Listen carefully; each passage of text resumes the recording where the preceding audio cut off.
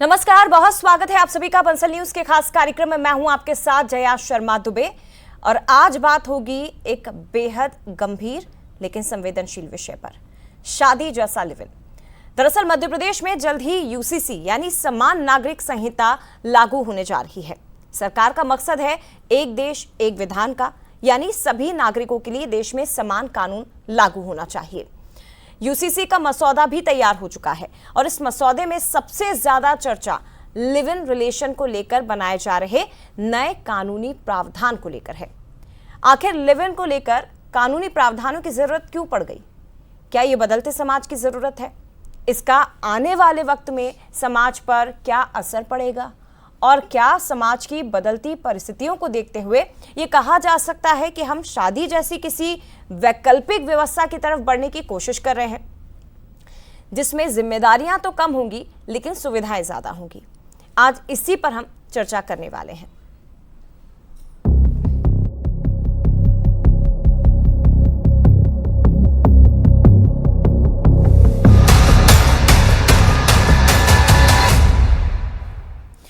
तो देखिए, इसी चर्चा की शुरुआत हम करेंगे, लेकिन सबसे पहले बंसल न्यूज के भी कुछ सवाल है। सवाल यह है कि लिव इन पर नए कानूनी प्रावधानों की जरूरत आखिर क्यों पड़ गई? सवाल यह भी कि लिव इन रिलेशन को नए सिरे से क्या परिभाषित करने की कोशिश है? क्या समाज पर इसका असर होगा और क्या होगा, वो भी सवाल। और एक और महत्वपूर्ण सवाल कि क्या संस्कार की जगह हम सुविधाओं को अब महत्व दे रहे हैं? लिव इन हालांकि देश में लीगल है, सुप्रीम कोर्ट ने इसे वैध कर दिया है, लेकिन सामाजिक स्वीकार्यता अभी भी बहुत कम है। इसी पर हम चर्चा करेंगे कि क्या यूसीसी और खास तौर पर उसमें अगर लिव इन को पूरी तरह से लागू कर दिया जाएगा, कुछ व्यवस्थाएं बदली जाएंगी, कानूनी बदलाव होंगे, तो क्या इसे समाज स्वीकार कर लेगा?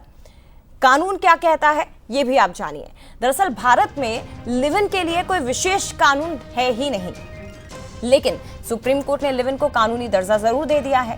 अब लिव इन में रहना कोई गैर कानूनी नहीं है, यानी कि कोई भी लिव इन में रह सकता है कानूनन। लिव इन पार्टनर को कानून के तहत सुरक्षा भी दी जाती है सुप्रीम कोर्ट के आदेशों के मुताबिक। लिव इन संबंध से जन्मे बच्चों को कानून में वैध माना गया है। घरेलू हिंसा, संपत्ति अधिकार, इसमें महिलाओं को भी सुरक्षा मिलती है। ये अभी फिलहाल भारत में व्यवस्था लागू है।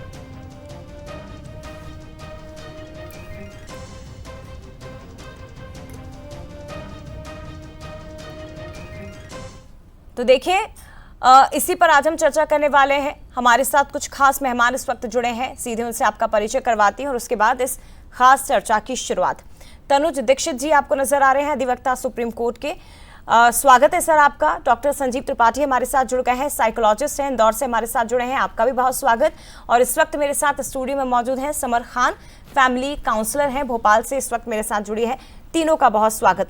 और सबसे पहले चर्चा की शुरुआत तनुज जी मैं आपसे ही करना चाहूंगी।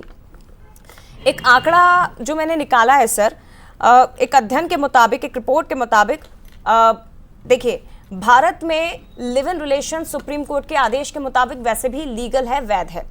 और भारत में महिला और बच्चों को घरेलू हिंसा अधिनियम 2005 के तहत कानूनी संरक्षण और गुजारा भत्ता का भी अधिकार है लिव इन में। अब जब ये पहले से ही है, तो मुझे जरा ये और मेरे दर्शकों को ये समझाने की कोशिश करिए कि जब यूसीसी में सरकार बदलाव करेगी, लिव इन में बदलाव किया जाएगा, तो व्यवस्थाएं किस तरह से बदलेगी, क्या चेंज होगा? देखिए, सबसे पहले लिव इन रिलेशनशिप को किसी भी राज्य में अनिवार्य रूप से पंजीयन कराने का कितना अधिकार है, इसमें हमको समझना होगा। संविधान की जो कंकरेंट लिस्ट है, जिसे हम समवर्ती सूची कहते हैं, उसके अंदर विवाह, तलाक, उत्तराधिकार आदि विषय सभी आते हैं। लेकिन यदि राज्य में यूसीसी के अंतर्गत कोई भी कानून बनता है, तो वो संवैधानिक प्रक्रिया को उसको अपनाना है और ऐसा कानून बनाया भी जा सकता है। लेकिन ये कानून मौलिक अधिकारों की कसौटी पर भी परखा जाएगा। तो ये बेहद महत्वपूर्ण है। अगर सरकार कहती है कि लिव इन में प्रवेश करने के लिए पंजीयन कराना अनिवार्य होगा और समाप्त करने के लिए विवाह विच्छेद जैसी प्रक्रिया होगी, तो सबसे पहले यही प्रश्न उठेगा कि जब संबंध विवाह नहीं है, तो उसका अंत विवाह विच्छेद जैसी प्रक्रिया से कैसे होगा? तो ये सबसे बड़ा सवाल मुझे लगता है कि इस विषय पर भविष्य में हो सकता है। जी थोड़ा आम भाषा में समझाइए ना सर, व्यवस्थाएं कैसे बदलेगी? जैसे कि अभी मैं देख देखिए, रही हूँ कि आम भाषा में भारत में लगभग करीब 50% ऐसे लोग हैं जो लिव इन में रहते हैं, और रहते हैं इसीलिए क्योंकि मान लीजिए फैमिली कह रही है कि शादी करना है, तो वो एक दूसरे को ट्राई करने की कोशिश करते हैं कि हम साथ में रह पाएंगे या नहीं, इसलिए इस व्यवस्था को अपनाने की कोशिश करते हैं। अब उनके लिए बदलेगा क्या सर? अभी क्या नहीं है जो यूसीसी के बाद हो जाएगा? देखिए, सबसे पहले आर्टिकल 14 समानता का अधिकार, ये विवाह और लिव इन जैसी अलग अलग संस्थाएं दोनों की समान प्रक्रिया में क्या उचित वर्गीकरण कर पाएगा। साथ ही साथ हम बात करें आर्टिकल 21 की, तो क्या सरकारें तय करेंगी कि वयस्क व्यक्ति को किसके साथ रहना है, कैसे रहेगा और कैसे नहीं रहेगा। ये सारी चीजें, चाहे आर्टिकल 19 हो, व्यक्तिगत स्वतंत्रता की बात हो, या इस तरह की कोई भी मामला हो, तो ये बड़ा एक प्रश्न रहेगा। साथ ही साथ हमें याद हो कि सुप्रीम कोर्ट ने डी वेलुस्वामी वर्सेस जो पचईमल वाला एक मामला था, उसमें साफ रूप से कहा था कि जो मैरिज का नेचर है वो जो marriage in nature of relationship होती है, उसकी अवधारणा की स्पष्टता की है। ऐसे में निश्चित रूप से ये देखना होगा कि इतने सारे मामले और इस तरह की चीजें कैसे प्रदेश शासन लागू कर पाएगा। जी ठीक है डॉक्टर संजीव, कानूनन हमने इसे समझने की कोशिश की, लेकिन सामाजिक दृष्टिकोण बहुत ज्यादा महत्वपूर्ण है। अभी भी देश में लिव इन लीगल है, लेकिन समाज उसे स्वीकार नहीं कर पाता।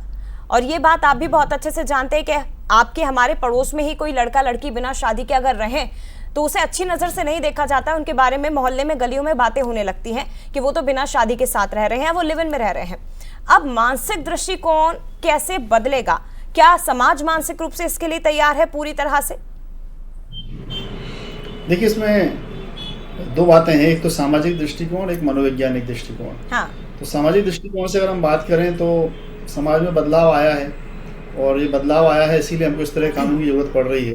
क्योंकि हम कानून किसी भी चीज़ को लेकर बनाते हैं तो उसमें हमारा मुख्य जो उद्देश्य होता है वो किसी से अन्याय ना हो, किसी से गलत ना हो। हाँ। तो इस तरह का रजिस्ट्रेशन शायद इसलिए भी जरूरी है क्योंकि जब आप लिव इन रिलेशनशिप में के साथ रहते हैं तो आप एक जिम्मेदारी के साथ रहें कि आप उसके साथ एक लाइफ पार्टनर की तरह हैं, और कल को आप उसको ऐसे ही रोड पर ना छोड़ दें। वो अपना परिवार छोड़ के, हो सकता है वो आई हो लड़की, और वो परिवार भी फिर उसको नहीं संभाले। तो इस तरह के जोखिम से बचाने के लिए किसी साथ अन्याय ना हो, इस तरह की चीज़ों को ध्यान में रखते हुए इस तरह के कानून मुझे लगता है कि जरूरी हैं और इनका स्वागत किया जाना चाहिए।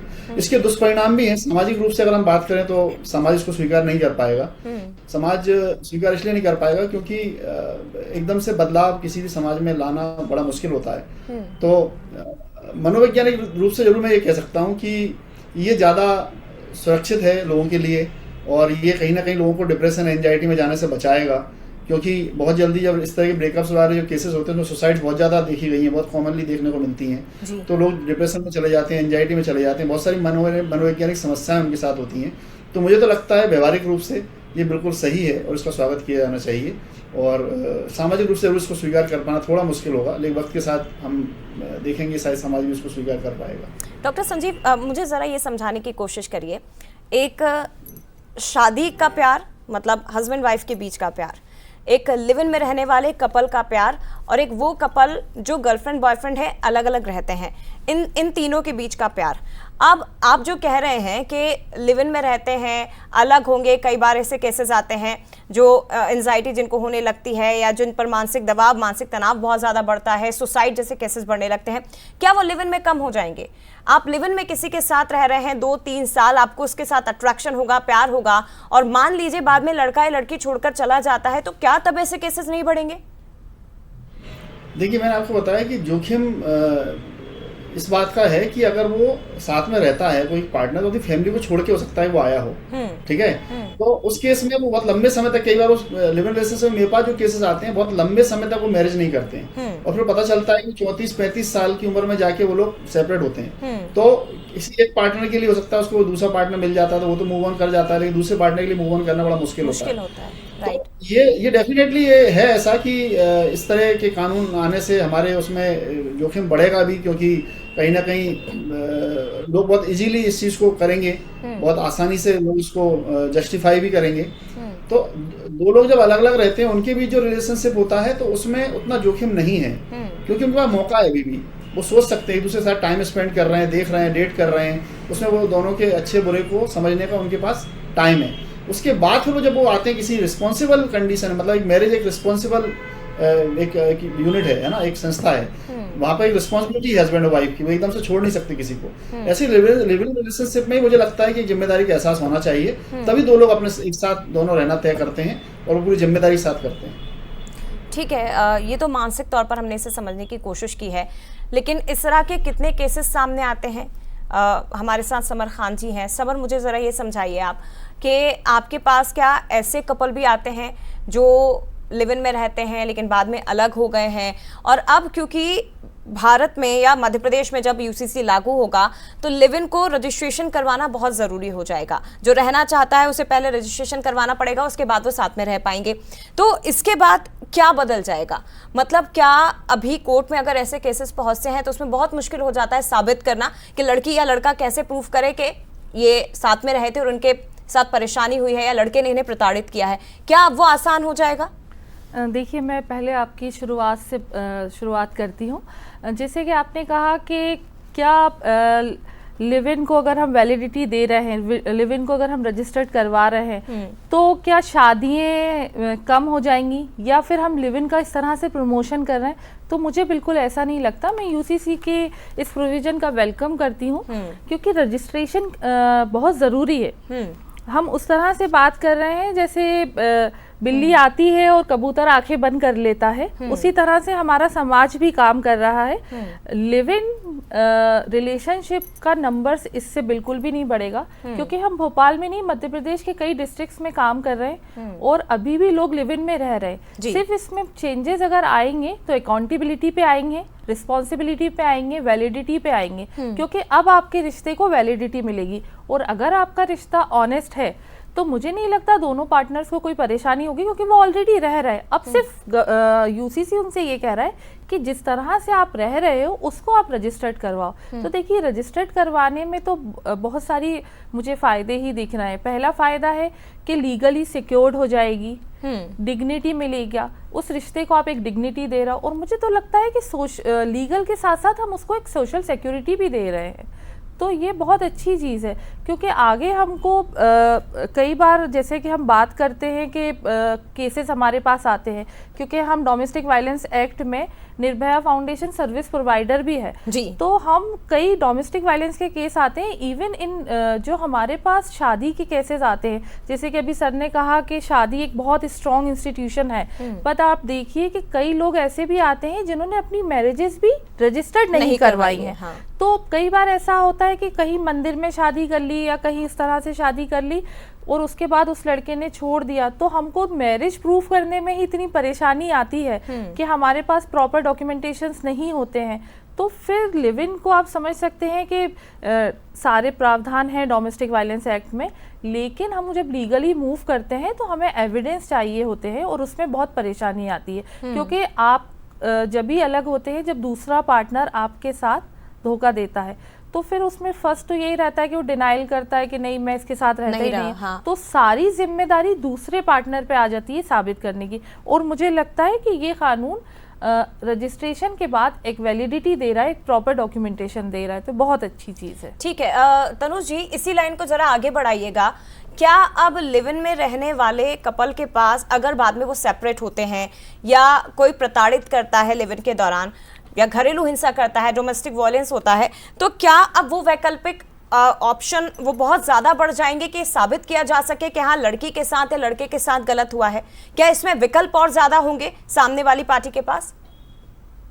देखिए जय, अगर हम इसको बहुत प्रॉपरली समझें, देश में यूसीसी को लागू करने वाला राज्य उत्तराखंड सबसे पहला राज्य है। राइट, हाँ। और उत्तराखंड ही वो राज्य है जहां पर लिव इन रिलेशनशिप के भी रजिस्ट्रेशन हो रहे हैं। तो ये बड़ा एक सुनने में हमें अजीब सा भी लग रहा है। इसके क्या क्या कानून, क्योंकि देखिए यूसीसी के अंदर केवल समान नागरिक संहिता है, उस हिसाब से यूनिफॉर्म सिविल कोड है और उसी हिसाब से सारी चीजें उसके अंदर हो सकती हैं। लेकिन उसके अंदर, क्योंकि हम जानते हैं लिव इन में बहुत सारी चीजें, चाहे जाति हो, धर्म हो, लिंग हो, चाहे बहुत सारी चीजें जो उसके अंदर मापदंडों में आएंगी।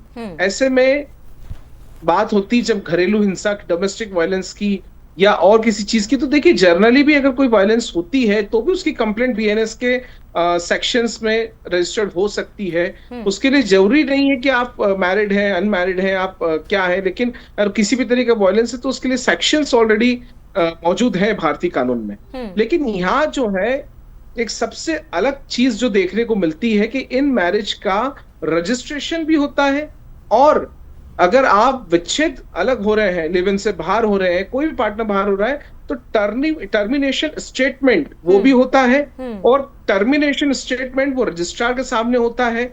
उस स्टेटमेंट के बाद लगभग 15 दिनों के अंदर में टर्मिनेशन सर्टिफिकेट भी प्रोवाइड होता है। मतलब ये कहीं ना कहीं इस कानूनन रूप से अगर देखें तो ये एक तरीके से बहुत चौंकाने वाली चीज होगी, क्योंकि हम ज्यादातर देखते हैं लिव इन में रहने वाले टीनेजर्स होते हैं, कॉलेज गोइंग स्टूडेंट्स होते हैं। सबसे ज्यादा समस्या ये है कि वो रिलेशंस जो अपने पेरेंट्स से छुपा करके, घर में छुपा करके, या अपने दोस्तों यारों से छुपा करके, और उस तरीके के रिलेशन में, लिव इन में वो बाहर के शहरों में जाते हैं, तब वो पढ़ने के लिए उस समय या ऐसे समय में लिव इन में रहते हैं। तो ये बहुत बड़ा क्वेश्चन है कि कितने लोग इसमें ओपनली इस तरीके का रजिस्ट्रेशन भी कराएंगे और टर्मिनेशन सर्टिफिकेट भी लेंगे। क्या बाद में वो टर्मिनेशन सर्टिफिकेट से उनकी आने वाली जिंदगी में जो वो शादियां करते हैं अलग अलग, तो क्या वहां दिक्कतें आएंगी? यानी इसका ड्रॉबैक क्या हो सकता है? इसका हमें तनुज मुझे ये जरा समझाइए, क्योंकि देखिए आप ये कह रहे हैं कि ये मैंने भी शुरुआत में कहा कि लगभग 50% भारत में ऐसे लोग हैं या कपल हैं जो लिव इन में रह रहे हैं। अब ये बात भी बिल्कुल सही है कि आप कैसे मानेंगे कि किसी ने रजिस्ट्रेशन करवाया है या नहीं करवाया है। ईश्वर ना करे आगे चल के उनके साथ अगर कोई घटना घटित होती है, डोमेस्टिक वायलेंस जैसी या किसी और तरह की, तो फिर ये तो मुश्किल बढ़ाने वाला हो जाएगा ना कानूनन अगर हम देखें तो उनके लिए भी, कि आपने जब रजिस्ट्रेशन ही नहीं करवाया है तो आप किसी के खिलाफ एफआईआर भी अगर करवाएंगे तो आप साबित कैसे करेंगे कि मैं इसके साथ लिव इन में थी, जो अभी समर जी भी कह रही थी। देखिए हमारे यहाँ भारतीय कानून में, बीएनएस में, और खास करके महिलाओं के लिए महिला कानून इतने सशक्त हैं कि उनके साथ अगर किसी तरीके का अन्याय होता है, कोई भी घटना घटित होती है, तो उनकी कंप्लेंट 0 टॉलरेंस एफआईआर के रूप में रजिस्टर्ड होती है। उसके लिए उनको कोई चीज की प्रूफ करने की शुरुआती दौर में आवश्यकता नहीं है। एफआईआर इंस्टेंट होती है, कार्रवाई होती है। यहाँ पर सवाल ये है कि ये जो रजिस्ट्रेशन है, इसका बाद में जो टर्मिनेशन सर्टिफिकेट होगा, क्या उसका मिसयूज करके किसी, सपोज करिए किसी के इंटेंशन अच्छे नहीं है, फॉर टाइम बीइंग वो लिव इन में आते हैं, सर्टिफिकेट रजिस्ट्रेशन होता है, बाद में नहीं जमता है, टर्मिनेशन का सर्टिफिकेट बनता है, कोई भी एक उसमें से पार्टनर उस टर्मिनेशन सर्टिफिकेट का यूज जब किसी दूसरे पार्टनर की शादी कहीं और हो रही हो, उसको ब्लैकमेल करने के लिए कर सकता है, उसको और तरीके की प्रताड़ना। तो ये चीज सोचना होगी कि उसका मिसयूज कितना होगा, यूजेस भी होंगे, मिसयूज कितना होगा। जी राइट, ये बहुत इंपॉर्टेंट पॉइंट आपने तनुज उठाया है। डॉक्टर संजीव ये भी जरा समझाइए, क्योंकि अमूमन हम देखते हैं कि जब लिव इन में कपल रहते हैं, बहुत सारे ऐसे केसेस, हम तो ज्यादातर ऐसी खबरें पढ़ते हैं कि जो लिव इन में कपल हैं फिर उनके बच्चे हो जाते हैं, मामला कोर्ट तक पहुंच जाता है। तो ये इस तरह के जो बेबीज होते हैं, क्या उनकी मनोदशा या उनकी साइकोलॉजिकल स्थिति कुछ अलग होती है? और ये जो अब हो रहा है यूसीसी में, ये वाकई में सामाजिक बदलाव के तौर पर हम देखें या कानून का निजी, आपकी प्राइवेट लाइफ में दखल देना हम इसे मानेंगे? देखिए, जब आप समाज में रहते हैं और जब आप किसी के साथ में संबंधित होते हैं तो प्राइवेट नहीं रह जाता, क्योंकि वो भी किसी के साथ जुड़ा हुआ है, वो परिवार के साथ जुड़ा हुआ है वो व्यक्ति। तो उसकी एक रिस्पॉन्सिबिलिटी, आप किसी, बहुत सारे जो टीनेज बच्चे हैं, वो नए नए अभी यंग हुए हैं, तो उनमें कई बार उतनी मैच्योरिटी नहीं होती है और वो कुछ ऐसे कदम उठा लेते हैं जो पेरेंट्स भी उनको रोक नहीं पाते हैं कई बार। तो ये इस तरह कानून जो पेरेंट्स के लिए भी बहुत ज़्यादा, मुझे लगता है कि बहुत सपोर्ट देने वाले हैं, सुरक्षा देने वाले हैं बच्चों, उनके बच्चों के लिए। क्योंकि जब भी कोई इस तरह के, अभी हम लव जिहाद वाले ऐसे कितने वाले मामले देखते हैं, और मुझे लगता है कि ये भी एक लव जिहाद को भी कहीं ना कहीं रोकने की वो है, क्योंकि ऐसा इस तरह के इंटेंशन से जब उस बच्ची को उस परिवार से काट दिया जाता है और फिर वो उसकी शर्तों पे जीने लगती है, फिर वो जैसा वो चाहेंगे वो वैसा करवाने लगते हैं उससे। तो इस तरह की बहुत सारे वो हैं, वो उसमें संभावना इस बात की है कि अगर हम इस तरह कानून नहीं बनाते, क्योंकि बदलाव तो आया है, अभी रिलेशनशिप इतने बड़े हैं, अभी इतने सारे जो अपना बच्चों में एक डेटिंग एप्स की जो चलन आ गया है, तो बहुत ज़्यादा एक्सपोजर मिला है बच्चों को। तो बच्चे बहुत जल्दी साथ में रह रहे हैं, और जब भी वो पढ़ने के लिए बाहर जाते हैं, या वो लड़का हो या लड़की हो, तो उनके पास ऑप्शन रहता है साथ में रहने का, और ये साथ में रहते हैं, और फिर आगे जाके वो कई बार सेपरेट हो जाते हैं, और उसकी वजह से कोई एक पार्टनर मूव ऑन कर जाता है, दूसरा नहीं कर पाता है। हाँ। अब वहां पर ये है कि आप ये समझो कि अगर मान लो उसकी सेकंड मैरिज हो, मतलब अगर मान लो मैरिज करने जा रहा है दूसरा पार्टनर, और वो उसका मिसयूज करता है, तो क्या जिसके साथ वो मैरिज करने जा रहा है, क्या उसका राइट नहीं बनता कि उसे पता होना चाहिए कि ये एक बार लिव इन पार्टनर रह चुका है? जब मैरिज को हम नहीं छुपाते कि भाई इसकी सेकंड मैरिज है, तो हम इसको क्यों छुपाएं? हम खुल के बात करें ना। और जब भी कोई रजिस्ट्रेशन करवाएगा तो उसको इस बात के परिणाम और दुष्परिणामों को पता रहेगा ना, कि इसके बाद मेरे पास ये टैगिंग रहेगी कि मैं ऑलरेडी सेपरेटेड हूँ अपने लिव इन पार्टनर से। तो मुझे लगता है ज्यादा खुल के आएंगी चीजें, और ज्यादा सुरक्षित होंगी, और ज्यादा एक्सेप्टेबल होंगी। और इस तरह के माध्यम से जो आपने पूछा बच्चों पे किस तरह का प्रभाव आ सकता है, तो उस चीज को कहीं ना कहीं रोकेगा मनोवैज्ञानिक रूप से। ठीक है समर जी, मुझे ये भी समझने की ज़रूरत है कि देखिए हमारे देश में सामाजिक तौर पर अगर हम देखें तो शादी एक संस्कार के परंपरा रीति रिवाजों के तौर पर देखा जाता है, और लिव इन क्या अब सुविधा बनता जा रहा है? मतलब हम ये क्या समझे कि ये शादी की तैयारी है लिव इन में रहना, या शादी से दूर भागने का विकल्प आप दे रहे हैं? देखो, इसको आप दोनों तरह से देख सकते हैं। हाँ। शादी से दूर भागने या एक ऑप्शन के तौर पर। हाँ, एक ऑप्शन के तौर पे ही देख रहे हैं। और जैसा कि अभी सर ने भी बात कर रही डॉक्टर संजीव त्रिपाठी जी ने, कि बहुत इजीली जो है ना, बहुत इन अ वेरी कैजुअल वे ये होता है कि ठीक है अब हम लोग साथ रह रहे थे और अब नहीं हुआ और दोनों अलग हो जाते हैं। लेकिन कहीं ना कहीं इमोशनली जो दूसरा बंदा अटैचमेंट, इसमें हम ये नहीं कह सकते सिर्फ महिलाएं, हो सकता है पुरुष भी हो, जब वो इमोशनली बहुत अटैच हो जाते हैं और वो कई बार नहीं चाहते हैं डिटैच्ड होना, तो उसमें फिर प्रॉब्लम्स क्रिएट होती है। तो अगर इसमें इस तरह का एक स्टेटमेंट बन जाता है अलग होने का भी, तो वो लड़की या लड़का भी कह सकते हैं कि हाँ हम इतने समय तक रहे थे साथ, लेकिन अब हम अलग हो गए हैं, लीगली हम मूव कर गए हैं, तो उनके पास भी एक प्रॉपर डॉक्यूमेंटेशन होगा। तो मुझे तो लग रहा है कि कहीं ना कहीं एक सिस्टम जो पहले से चल रहा है, लेकिन क्योंकि हम उसको देखना और दिखाना नहीं चाहते हैं, अभी भी हम जो है उसको वैलिडिटी नहीं दे रहे हैं इतने सारे कानूनों में बदलाव के बाद भी। तो मुझे लगता है कि वो जो सिस्टम ऑलरेडी है, अब हम उसको वैलिडिटी दे रहे हैं, उसको डिग्निटी दे रहे हैं, और इवन हम सिक्योरिटी तो दे ही रहे हैं। ठीक है, यानी कि कुल मिलाकर अलग अलग मत हो सकते हैं। बिल्कुल। लिव इन को लेकर, यूसीसी को लेकर, और यूसीसी में खास तौर पर लिव इन व्यवस्था को लेकर, लिव इन रिलेशन को लेकर, ये पहले से ही भारत में चला आ रहा है। सुप्रीम कोर्ट ने भले इसको मान्यता पहले नहीं दी थी, लेकिन ये हो रहा था, अब मान्यता मिल गई है तो ये अब और ज़्यादा बढ़ गया है, और अब यूसीसी में इसे रजिस्टर्ड करवाना बहुत ज़्यादा ज़रूरी हो जाएगा।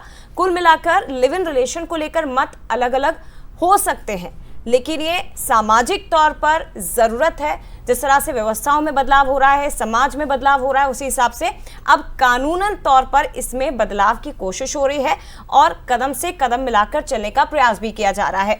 बहुत धन्यवाद आपका तनुज जी, डॉक्टर संजीव त्रिपाठी और समर खान जी, हमारे साथ जुड़ने के लिए, इस चर्चा में शामिल होने के लिए। लेकिन अहम बात यही है कि महिलाओं की, बच्चों की सुरक्षा, व्यक्तिगत जिम्मेदारी, उसमें समन्वय बनाना बहुत ज़्यादा ज़रूरी होगा। इसी के साथ हमारी इस खास चर्चा में इतना ही। मुझे दीजिए इजाज़त, आप देखते रहिए बंसल न्यूज़। नमस्कार।